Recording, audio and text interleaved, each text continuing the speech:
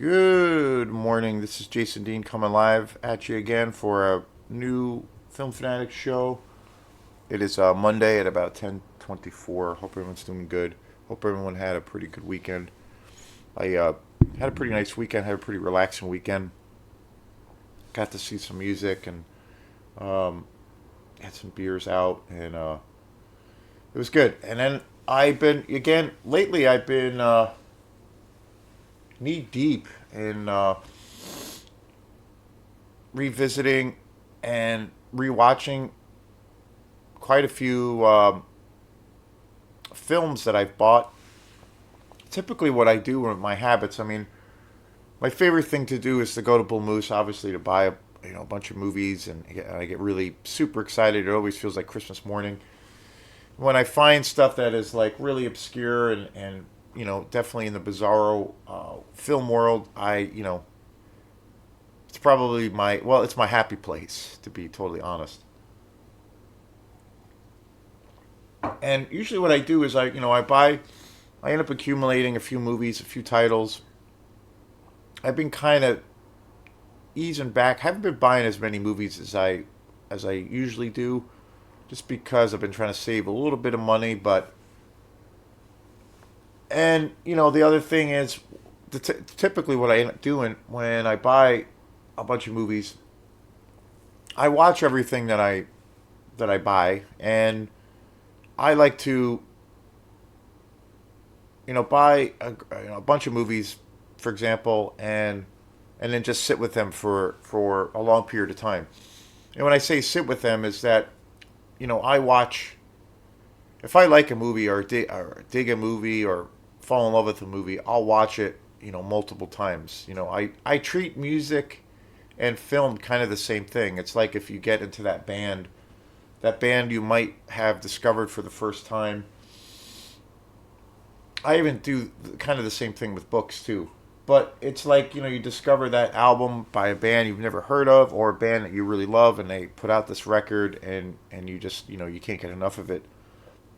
And you listen to it, multiple times. It's the same thing for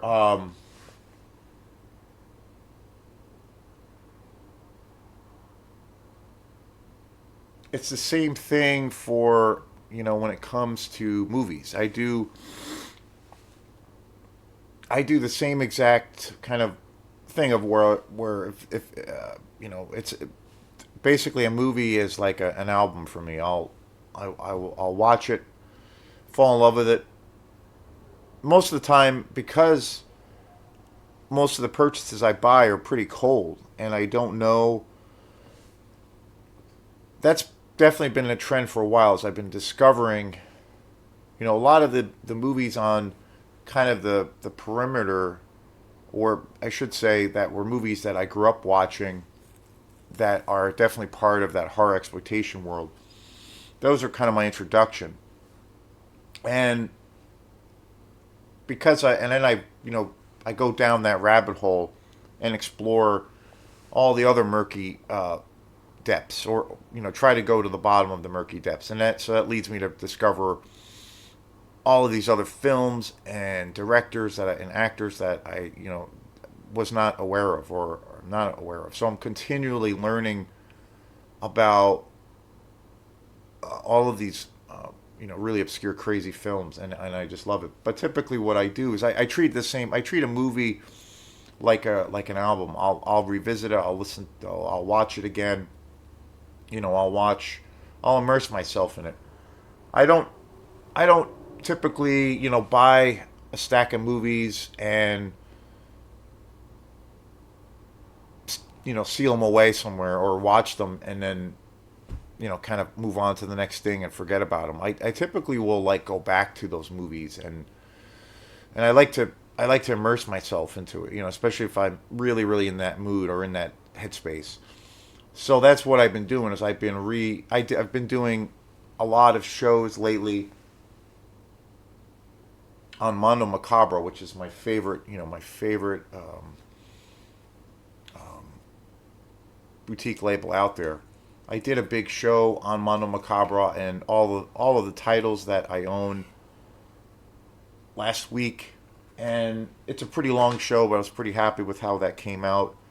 And so I bought some more Mono Macabre or about a week ago. I was up at Bull Moose and I bought a couple of more titles. So I can't get enough of their films. So I've been kind of rewatching and going through that whole pile again and rewatching a lot of these movies. Quite a few of them I had only seen once. There's still one that I bought, which I'm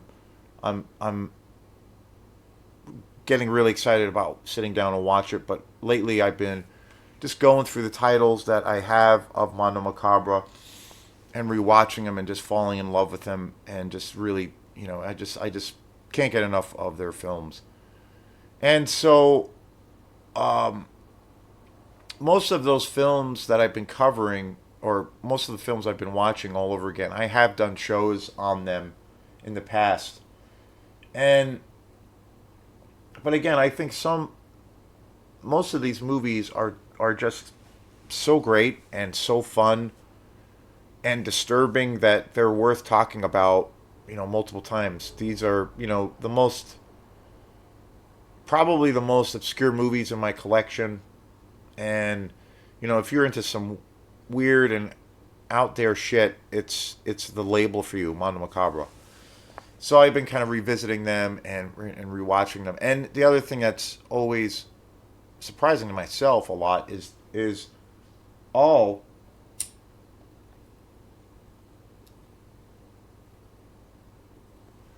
all of the movies that I have, and I can definitely say it safely or easily. Every title that I have bought through Mondo Macabra was they were all movies I had never seen before, and I just am blown away by how awesome every film is.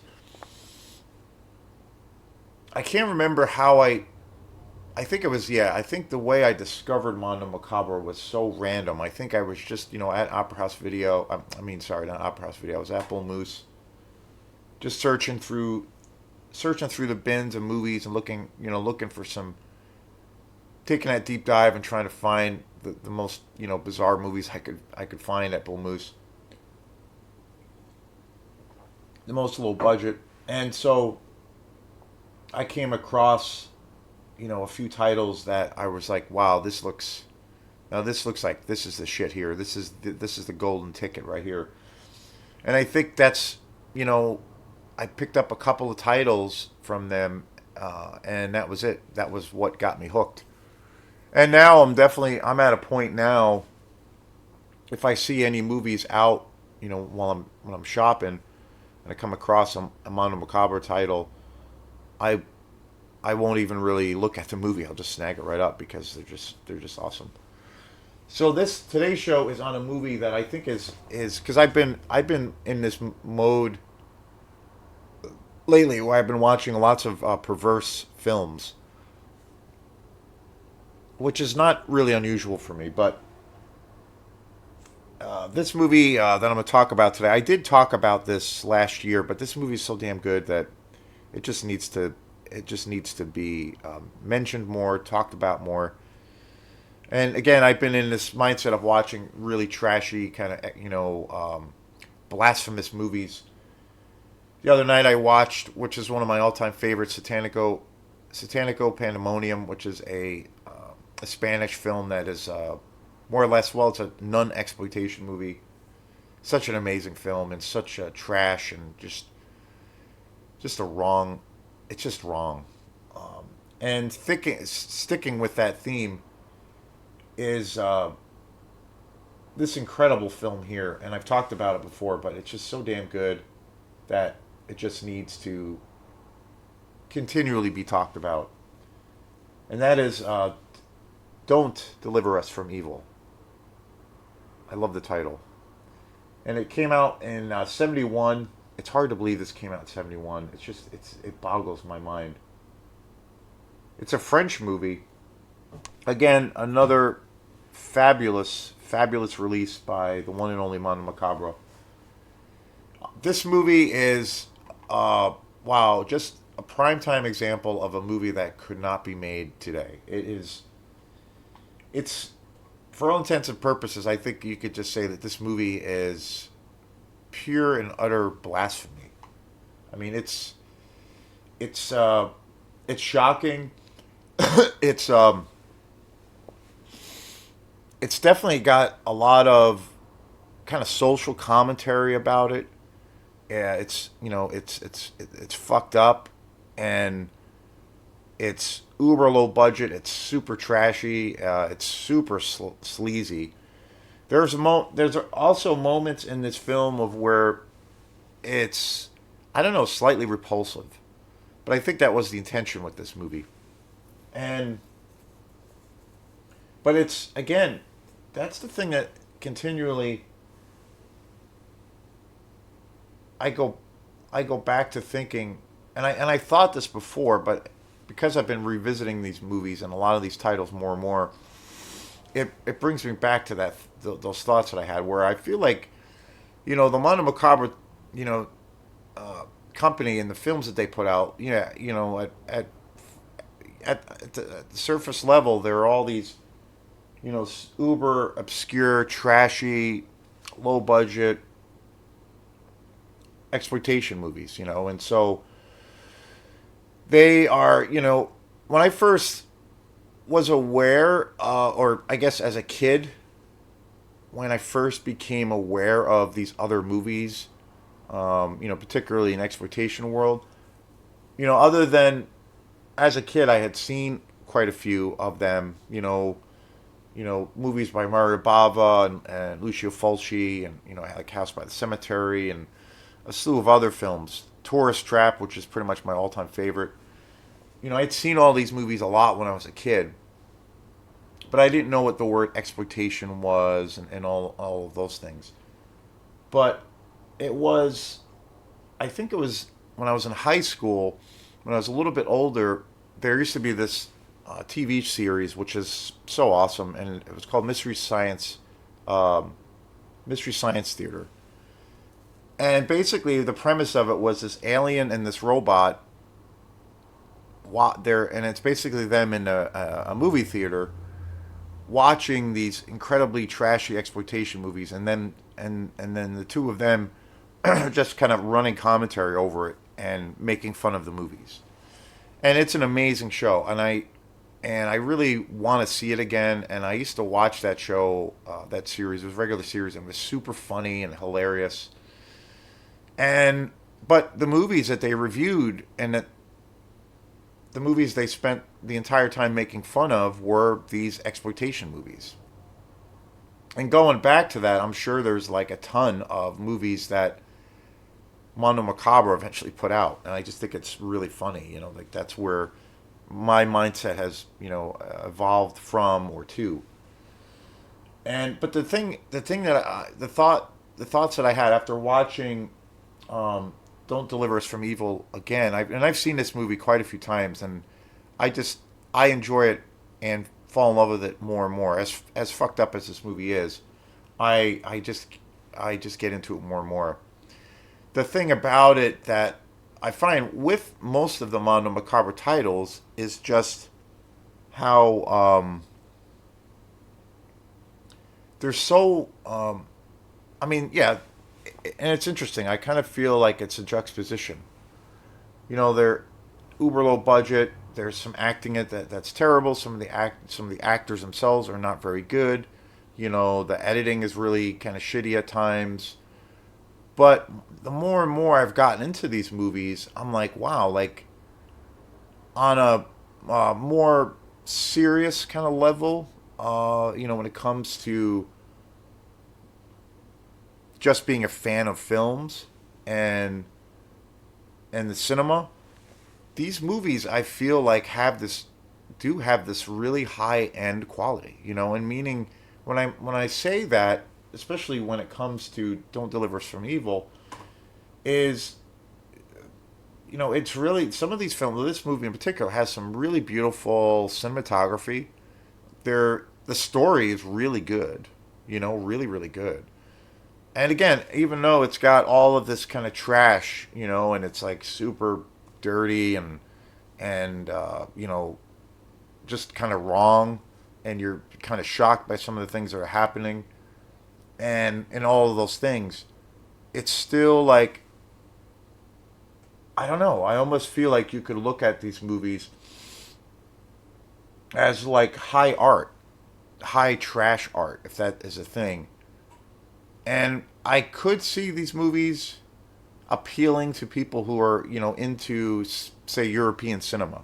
I mean, because these are all foreign films. They, I do believe Mondo Macabre has put out some American films, but I can't recall any offhand. But I think it's safe to say that pretty much most of the films that they put out are all foreign movies. I've always loved foreign films. A lot of people have their heads up their ass about subtitles and all of these things, but I've always loved foreign films, and so it doesn't, I don't even, I'm not even conscious of it now if I put in a foreign, one of these movies. But that's the interesting thing is that, the other thing culturally, what Mondo Macabre is bringing to the table is kind of amazing when you think about it. I mean, these are like really obscure, super obscure films, and these are films, from every part of the world. They specialize more so in a lot of Asian, a lot of Asian films, but that's probably where they get, where most of the films are to a degree. But they they also cover films or bring movies to the table from everywhere. And this is a French movie, like I said, and it's so awesome. It is such a great, fantastic film. Definitely one of the most blasphemous movies ever made. But again, it's beautiful. When I said that this movie could be considered because the story is so great and the writing is the dialogue is kind of extraordinary, and yet it's kind of this trashy piece of garbage. I love that juxtaposition, and I do feel like a lot of Mondo Macabre titles could appeal to people who are not necessarily into like trash films or trash culture, but they like really interesting and maybe slightly strange European films. I could see them being this could be or Mondo Macabre titles could be good, like a good introduction to the world of sleaze exploitation. But I would say that this movie would probably overall not be that film that would do that, because again, it's got that juxtaposition. It's so beautifully shot.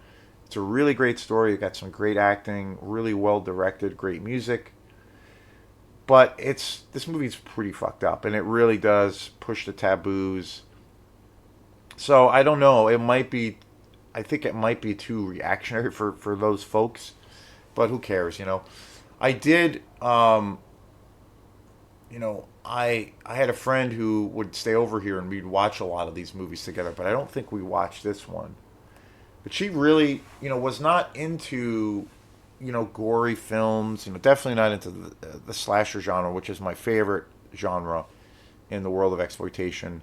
But we watched quite a few of these Mondo Macabre titles. We didn't watch Don't Deliver Us from Evil. She was very open to it, and she really liked them, and we talked about them, and I think we even watched a few more than once of the same movie. So very very cool, very very cool.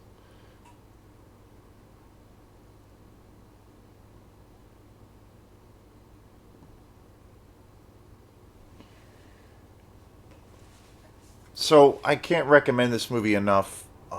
It's kind of a masterpiece. It's a stunning journey into pure blasphemy. It's the only way I can kind of describe this movie. And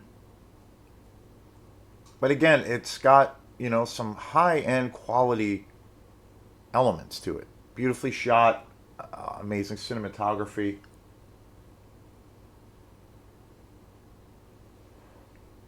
and with all of these movies, and especially this one, I'm just blown away by when I reminded of when this came out. I mean, it came out in '71. It was directed. It's a French movie, like I said. It was directed by Joël Sierra. There's some really great special features on here. That's one of the other things that is so cool about Mondo Macabre is they always have every movie I have of theirs. Everyone has each movie has just kick-ass special features component, and they're really good. Like they have really good interviews with the directors and people involved with the film to some capacity. But it's they take a deep dive. They do a really great they have a really great way of explaining like how some of these movies were made, and it's just super interesting. They're not the kind of this the really cheesy. There was a film recently that I got. Shit, what was it? Oh yeah, one of my favorite movies of last year, which I've done multiple shows on. Nosferatu, Robert Eggers' last film. Love that movie to death. And I bought that. It came out pretty recently on Blu-ray, and I picked it up, and I did a show on that earlier this week for the channel, and it was amazing to see on Blu-ray and everything, and I'm super excited that I bought it. But the thing about it is it does have a lot of special features on there, but the special features are I don't know, they're kind of lame in all honesty. I was kind of disappointed. They're okay, but it's basically when it comes to and I kind of feel like this is obviously Robert Eggers kind of makes you know I don't know these to a degree these art house kind of thought provoking horror films if you want to call it that, but he tends to work and his films are relatively low budget, but compared to like films like this one, I kind of consider it to be more, more in the Hollywood vein of things for obvious reasons because of the budget and studios. And so, whenever you buy, and I find that's a thing now with like newer movies, like more Hollywood horror films or more Hollywood funded movies. A lot of the special features, and then with the Nosferatu thing is the special features. There's interviews, with the cast and crew, especially with Nosferatu, but they're they're really generic, and they're just kind of like they're not talking about the movie. They're not really sharing their stories or how the behind the scenes thing of how this movie got made. It's really just a plug or like kind of like an infomercial on that you should see this movie, and they're all just kind of throughout the whole, well, like Nosferatu, for instance, the special features, they're all just kind of sitting around saying how, what a masterpiece the movie is, and you kind of need to see it, and this and that, and they're just kind of selling the movie as opposed to like talking about the movie and like where it's genuine and it's not like a sales pitch. So, but Mon Macabre does not do that, and it's so cool. There's a really great, like all of their releases, there's a really great collection of special features on here. One in particular, I was watching it last night. I had watched it before, but I watched it again last night with one of the actresses in this movie, um, and I believe it stars. Don't Deliver Us from Evil stars Janine Gupel and Catherine Wagana. Excuse my pronunciation here. And there's an interview with Jean Coppell on here, and I think that was who the actress was. But it's really awesome and very very interesting. And again, this movie, when you watch it, it's shocking. It goes into some territories that this is definitely a movie that could not be made today because of the subject matter. I mean, it's pretty rough, but and I believe this movie was very very controversial when it came out for obvious reasons. But in the special features, this interview with Jean Coppell, she talks about, they were both actresses were incredibly young when they made this movie, incredibly young, and Jean Coppell was a model at the time, and she took on this role, and she ended up having a pretty big career after she made this film. But she regarded this movie as being the best thing she's ever done. And she was sold on when she first got the script. She was sold. She's like, this is incredible. I'm definitely doing it, regardless of where of what was going to be asked of her or what have you.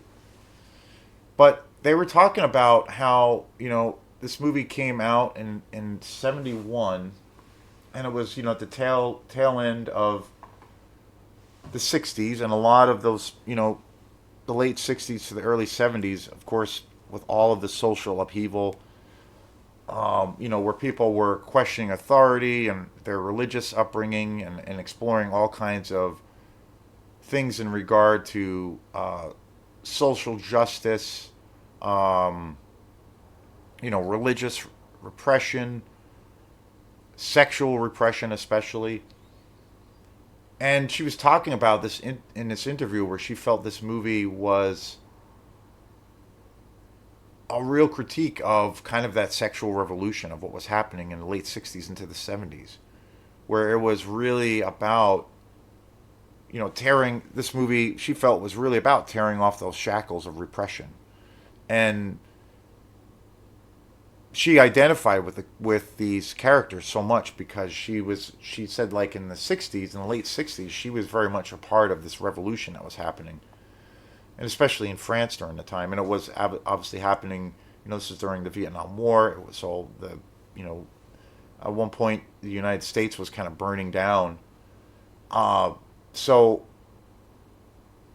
but there was so much upheaval and so many, basically everything was being questioned. And she felt that this movie she identified completely with the characters. And she had this really interesting perspective, because I think people coming to the table to watch this movie at first, they would be just maybe shocked and turned off by the subject matter. But she felt the movie wasn't really shocking. It was about, to a degree, ripping off those shackles of repression, socially and religious oppression, and that it was like this part of this movement. And I thought it was really interesting. She didn't feel like it was a movie that was made to just kind of exploit these like taboo subjects. That it actually had something to say.